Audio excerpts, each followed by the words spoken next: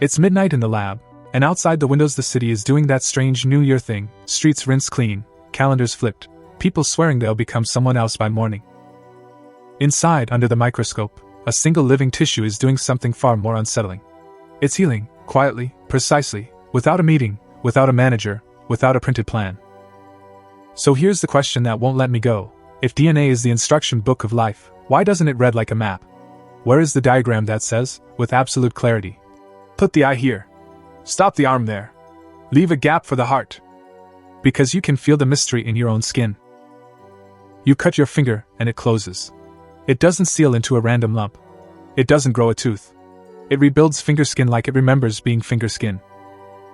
And then you push the question one step further, and it gets almost painful. If we can repair so cleanly, why does the repair stop right where regeneration should begin? Why does a deep wound often become scar, but a lost limb doesn't become limb again? The body can restore, but it won't always rebuild. Tonight, that question isn't abstract. It's here, in the hum of equipment and the soft glare of monitors. And the more you stare at cells, the more you realize, the genome can't be the whole story. Not because genes aren't powerful, they are, but because genes are local. A gene is a recipe. A protein is a tool. Chemistry is a workshop. But a body is architecture. And architecture demands coordination across distance. So what if there's a control layer above genes? Not mystical.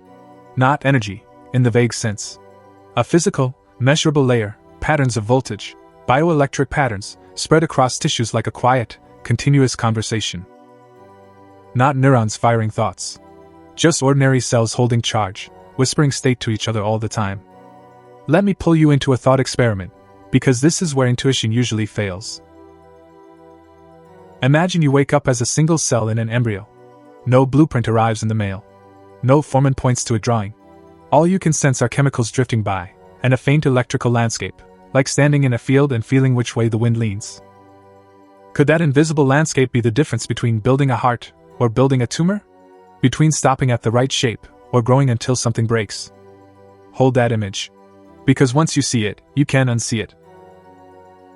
Every cell is, in a very literal sense, a tiny battery. That sounds poetic, but it's chemistry doing arithmetic.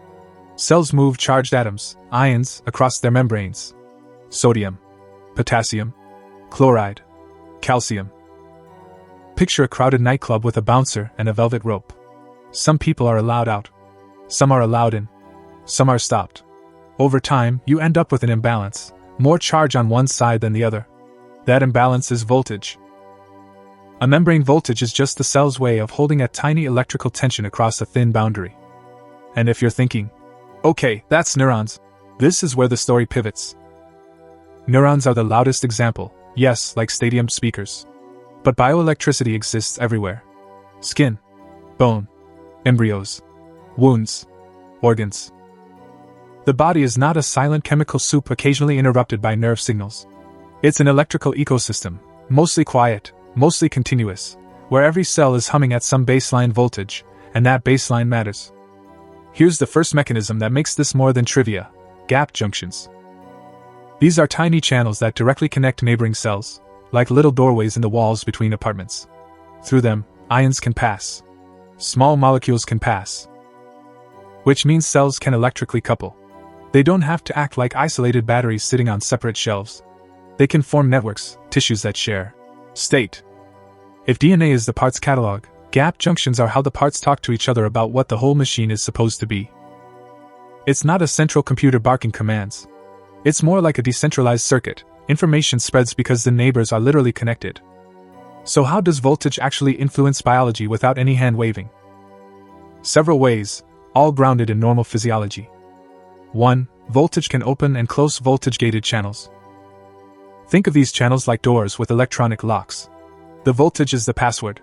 When the membrane voltage shifts, some doors swing open, others shut.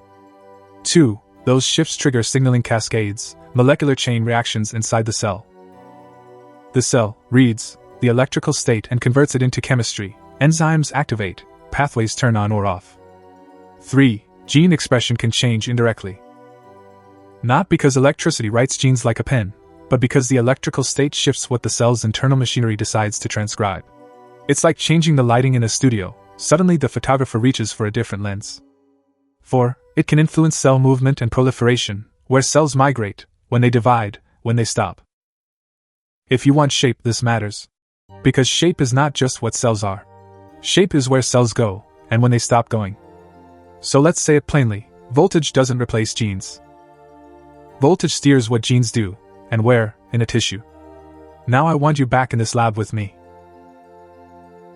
The microscope is set. The electrode is in place. We're watching a tissue boundary, one region transitioning into another.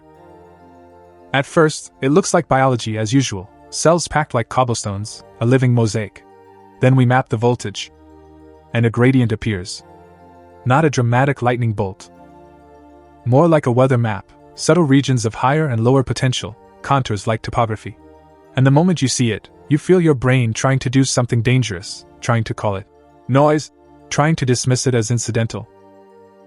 But the pattern holds. It's structured. It repeats. It correlates with boundaries we already know matter. So you ask the next question, the one that turns curiosity into obsession. If this electrical landscape is real, is it just a side effect? Or is it a control signal? Here's where the paradox tightens.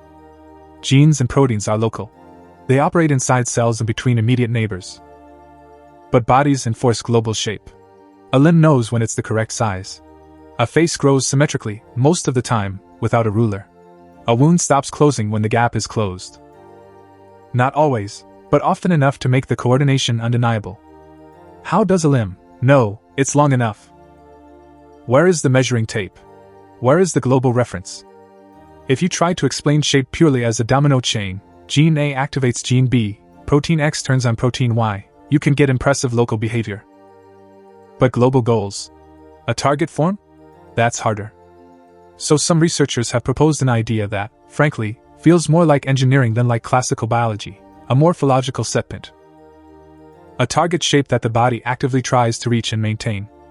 Let's translate that into something you can feel. In your home, you don't heat the air by predicting the motion of every molecule. You set a thermostat. The thermostat doesn't care about every detail, it cares about the goal, 22 degrees. When the temperature drops, it pushes the system back. When it rises, it eases off. The magic isn't the heater, it's the feedback. A morphological setpoint is like that, but for anatomy. The body behaves less like a chain of falling dominoes and more like a goal-seeking system, one that corrects, that compensates, that restores. Now, where could such a setpoint live? It can't be written as a simple sentence in DNA, because DNA is the same in many cells that become wildly different structures. It can't be only chemical diffusion, because diffusion blurs, and anatomy often sharpens. So we start looking for a medium that can store pattern across tissue, something writable, something readable, something that spreads. Bioelectricity starts looking like a candidate for memory. And at this point, we have to be disciplined. This is the science audit. We don't get to fall in love with a story just because it's beautiful. We separate what's well supported from what's frontier. Here's what's solid: bioelectric signaling exists. Membrane voltage matters. Gap junctions couple cells. Voltage changes can influence development, wound healing, regeneration responses, and cell behavior. That's not speculative, it's documented across many systems. Here's what's frontier: how complete the voltage code is, whether you can treat voltage patterns like a language with grammar, how universal it is across species, and most importantly, whether we can translate these principles into safe, controllable therapies in complex human tissues. Still, the experiments, when you read them carefully, are the kind that make you sit back and stare at the ceiling. In some systems, when you alter the bioelectric state, you can shift polarity cues, signals that help cells decide left versus right, head versus tail. In others, you can nudge regeneration, encourage tissue to regrow structures it normally wouldn't, or disrupt the pattern so the outcome changes. And if that sentence feels too vague, that's intentional. Because the moment we start listing astonishing outcomes without context, we slip from science into myth. The core point isn't that electricity makes miracles. The core point is that pattern, electrical pattern, can act upstream of anatomy. So let's stress test our reality model with a thought experiment that's simple enough to hold in your hands. Imagine a wound, fresh, raw, bleeding. Now imagine we could paint a voltage map onto that wound, like drawing an invisible compass field across the tissue.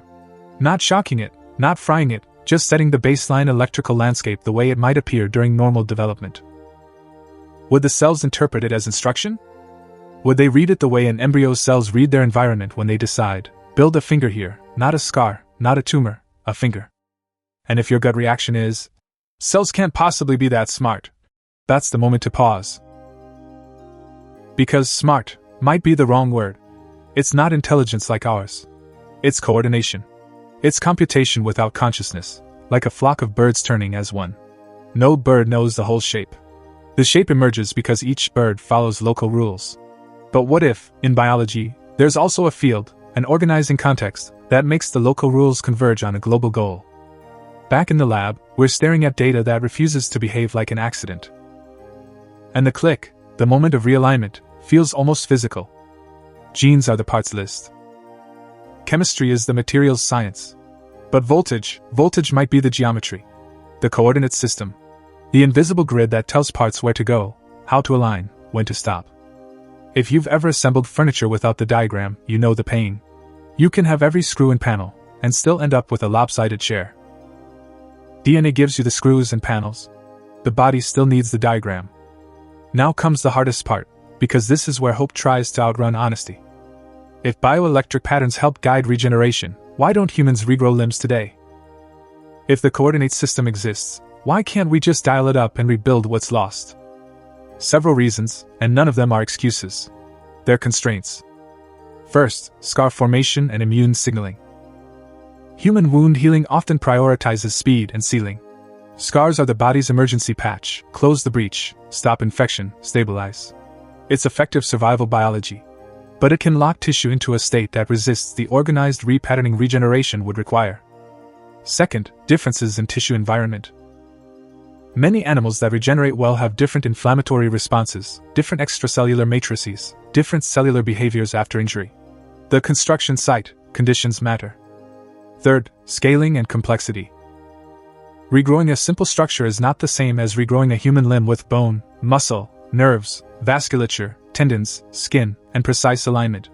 The more complex the architecture, the more opportunities for small errors to cascade. Fourth, safety. Any system that pushes cells to proliferate and migrate risks pushing them toward cancer-like behavior if the controls fail. Regeneration is, in a sense, controlled growth. Cancer is uncontrolled growth. The boundary is not philosophical, it's molecular. And fifth, this is subtle, but crucial, after injury, we may lack the right long-range electrical patterns. The body's electrical conversation might get disrupted, fragmented, or overwritten by the emergency response. If the coordinate system becomes noisy, the tissue may default to the safest outcome, patch and seal. So the real open problem is not, do electrical signals exist? They do. The open problem is, can we reliably control the bioelectric state of complex human tissues, safely, precisely, reversibly, so that repair becomes true restoration? And that question changes what medicine could look like. Because if shape is guided by information, then life is not only chemistry. It's computation embodied in tissue.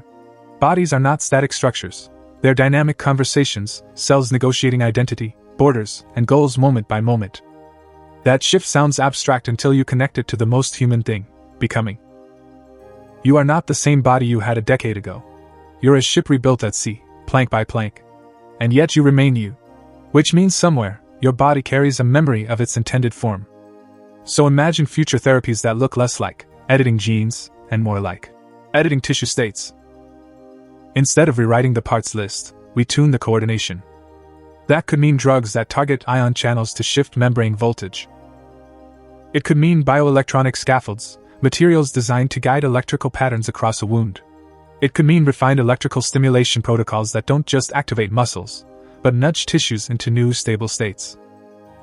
It could mean learning how to read the voltage maps that already exist and then learning, carefully, how to write new ones. But every power to write comes with the risk to miswrite. If we can rewrite the body plan, we also risk creating anatomy that doesn't belong, growth that doesn't stop, structures that form in the wrong place, unintended feedback loops. So safety, controllability, and reversibility become the center of the story, not footnotes. And now, outside this lab, the calendar has already turned. New year. People are promising transformation with words. But cells do something stranger than promise. They remember. They pursue a target. Regeneration, in the deepest sense, is a kind of biological resolution, life trying to return to a form it recognizes as home. And that raises an almost tender question. If your tissues can remember what they're supposed to be, what else in nature is shaped by memory that isn't stored in a brain? Picture the closing image with me. A living tissue under soft light. Over it, a quiet voltage map pulses, like a countdown clock no one sees, guiding matter into meaning. Here's the synthesis. DNA gives cells capability. Chemistry gives them material. But bioelectric patterns may give them coordination, an invisible geometry that helps living systems aim for a specific shape and stop when they arrive. We've learned what's solid, what's still debated, and why humans remain on the difficult side of the regeneration line. And here's a thought to carry into your own life. If your body is always correcting toward a set point, always trying to maintain a form, then healing isn't just repair. It's a negotiation with an internal memory of you. So what happens when that memory changes? When disease, injury, or age shifts the set point itself? And the next great question, the one that opens the next door, is this: if tissues compute shape with voltage, what are the actual tools we have to read that computation, and to write it without breaking the system? If you want, in the next science audit, we'll map the real instruments and methods scientists use to measure and manipulate these voltages, what's established, what's speculative, and what it would take to move from tadpoles and lab models towards safe human regeneration. To see that episode on your end screen, watch the next video YouTube recommends, because I designed these audits to stack into one long investigation. And I want your help shaping it. If you could ask a single yes or no question to a cell, one thing that would reveal whether it's following a target shape, what would you ask? Drop it in the comments. If you subscribe, do it for one reason, so we can keep building a library of careful, wonder-filled explanations that separate what we know from what we hope, without killing the awe that got us into science in the first place.